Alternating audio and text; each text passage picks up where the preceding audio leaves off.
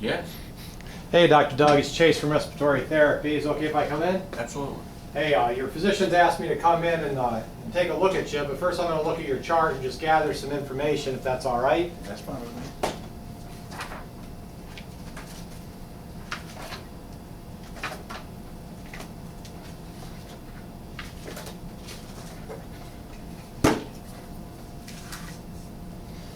Well, I need to do a physical assessment on you today, and that's going to involve me doing your blood pressure and taking some vital signs. Is that all right with you? Absolutely. What do you think about the weather outside today? It's getting kind of cold, but I like it. Okay. Well, let me check your name band. All right. The first thing I need to do is just take your heart rate. Okay.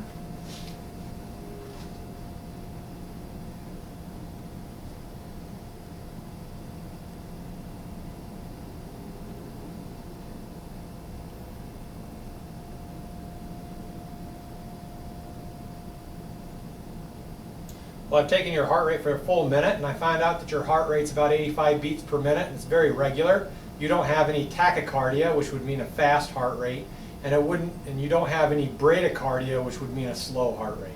But let me just check that again.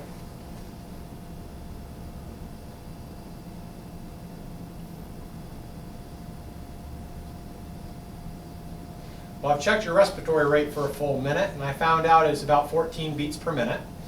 Your breathing, which means you're not apneic. You do not have fast breathing, which is tachypnea. You don't have slow breathing, which would be bradypnea. You don't have deep breathing, which is hyperpnea. And you do not have shallow breathing, which is hypopnea. You don't look like you're having a hard time breathing, therefore you do not have dyspnea. And do you have a hard time breathing when you lie down flat? No, not really. Okay, so you don't have orthopnea then. Your pattern also is very regular. You don't have any increased depth and rate, which is something that we associate with a diabetic. That's known as Kussmaul's respiration. It's not irregular with long periods of apnea, which is something that we call Biot's breathing. We see that with people who have high intracranial pressure. And you don't have Cheyne-Stokes respiration, which is something that we see with low perfusion. Is it okay if I move you over to that chair over there? Oh, absolutely. I just need to take your blood pressure. Can you roll up your sleeve for me?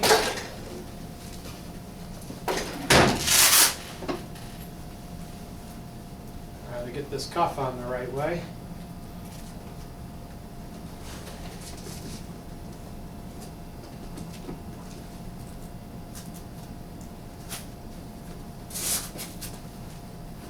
Let me find your brachial pulse.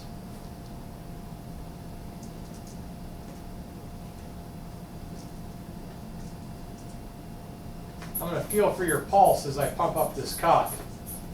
And as soon as I don't feel your pulse anymore, right there at 125, I stop feeling it. I'm going to deflate the cuff and give you a break. So I know that I obliterate your pulse at about 125. I'll give you a break for a second. I'm going to switch to my stethoscope. And since I obliterated at 125, I'm just going to pump all the way up to 155, 30 above the obliteration point.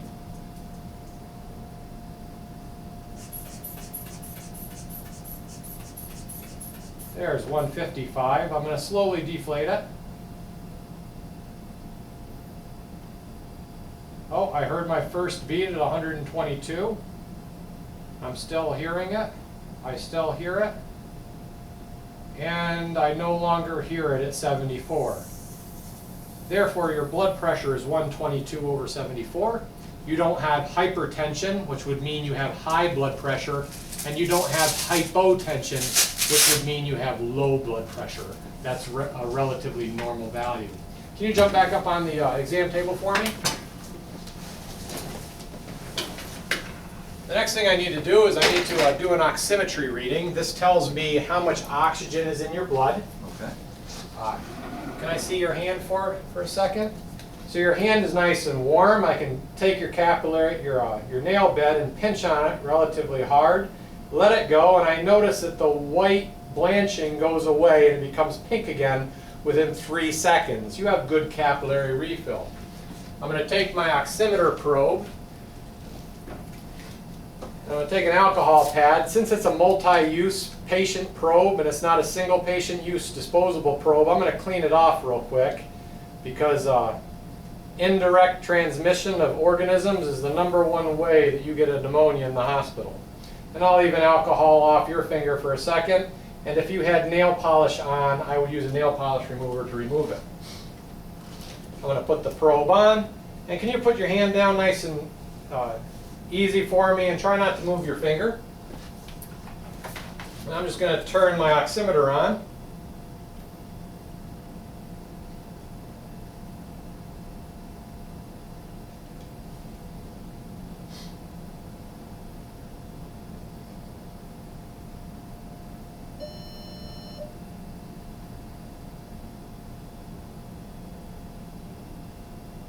Good, so I see your oxygen saturation is 97% and your heart rate is 75. Let me check that heart rate on the other side.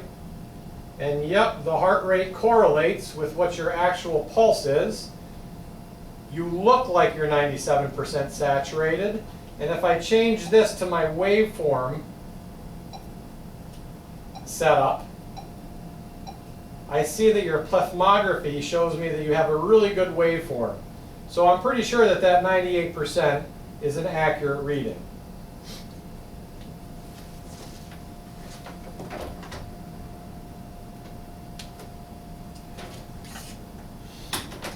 So I know that oximeter is an accurate reading because I saw that you had good perfusion with a capillary refill.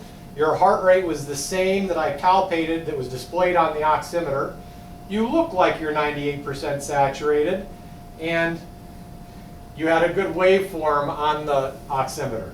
I need to continue my physical exam now, if that's okay with you, and I'm just going to be looking at your thorax and touching your thorax and finally listening to you to see what's going on, okay? And I'm going to talk out loud so you know what I'm thinking about.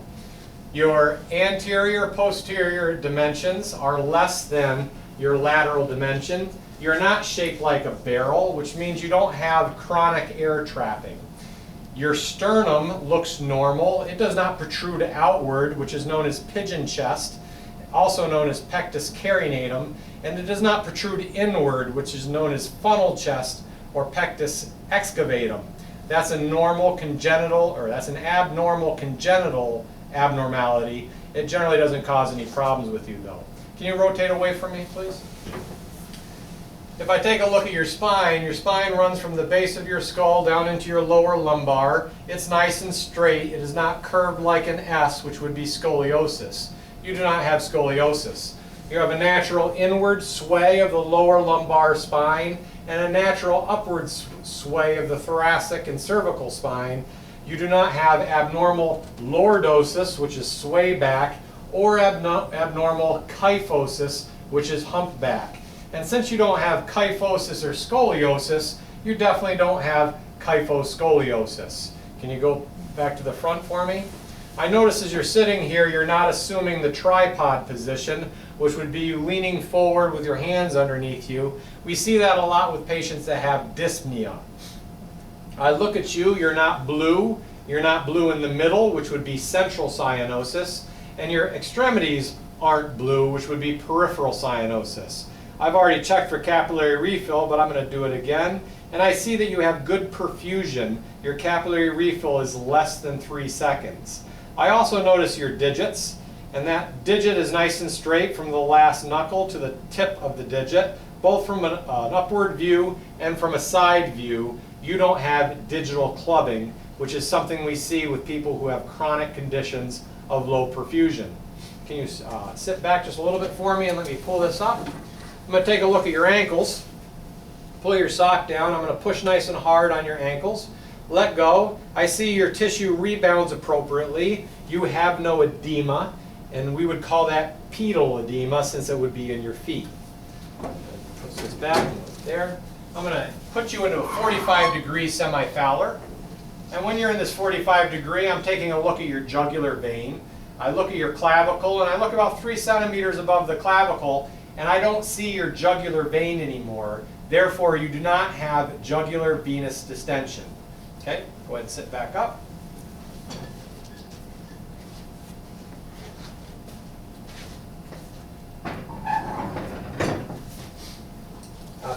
away from me. I'm just going to put my hands on you a little bit. This one?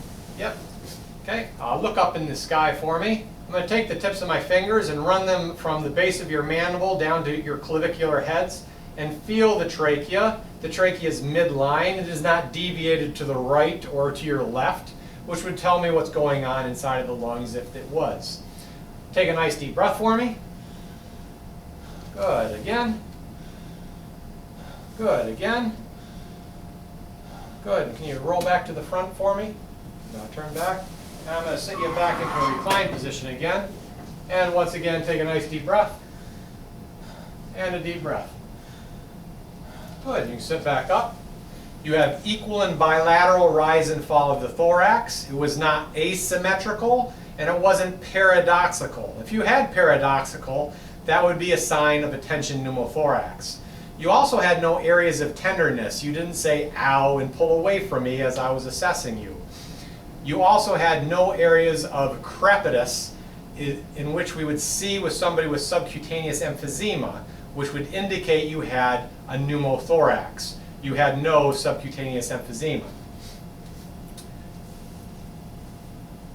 Can you turn back away from me again? I'm going to take the inside of my hand. I'm going to place it on your thorax. Can you say 99 for me? 99. Again? 99. Again? 99. Again? 99. Again? 99. 99. 99. 99. Good. Can you sit forward for me and rest your back against that? Good. One more time. 99. Again? 99. 99. 99.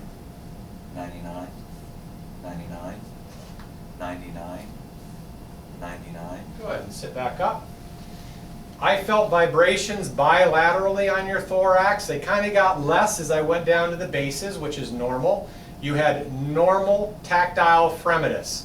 You did not have increased fremitus or decreased fremitus, which shows me that you have no real changes in the underlying densities. If you had a really big density on one side, I would have an area of increased tactile fremitus over that. Or if you had an area of decreased density, such as a pneumothorax, I would have an area of decreased tactile fremitus. Can you turn back away for me again? The next thing I'm going to do is percussion. You're going to feel me strike my finger with my other hand, and I'm listening to the sound as I strike.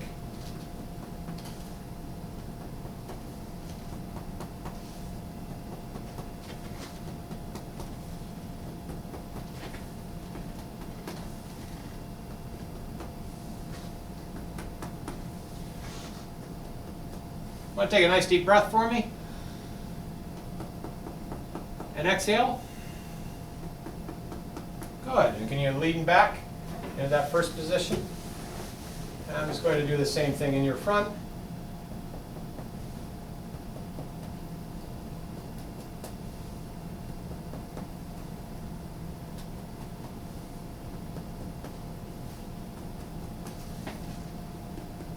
Good. So you had normal notes as I percussed you, or you had normal resonance to percussion. It was not hyper-resonant, which would mean you sounded like a bass drum, in which there'd be a lot of air underneath when I strike, such as boom, boom, boom. And it wasn't very short or a higher pitched note, which would be a dull or flat note to percussion, tink, tink, tink, which would mean you would have more density underneath that area. I'm going to take a listen to your lungs now, if that's okay. Absolutely. I'm going to make sure my stethoscope is in correctly. I'm going to make sure the earpieces are forward. I'm going to seat them nice, and then I'm going to tap on my diaphragm. Okay. What I want you to do is open up your mouth for me and take a nice deep breath every time I listen. Okay. I'm going to listen over your trachea first. I hear tracheal breath sounds. Take a nice deep breath. Again. Again. Again. I hear tracheal bronchial breath sounds in the middle. Again. Again. It's going to go underneath your arm. Again. Again. And I'm going to listen to your back. Can you turn to the side for me? I'm going to listen in between your scapula and your spine. Nice deep breath. Again. Again.